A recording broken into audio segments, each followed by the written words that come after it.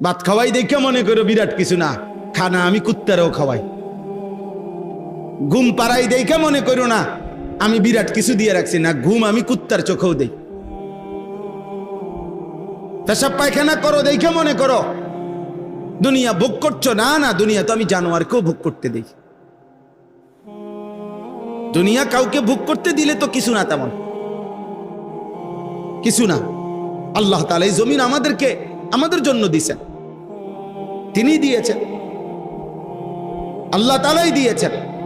পুরা কায়নাতের যেদিকে তাকাও আল্লাহ বলছে বান্দা দেখো তুমি আমার সৃষ্টির চারদিকে দেখো, দেখো কোনোটা ভিন্ন কারো আছে কিনা।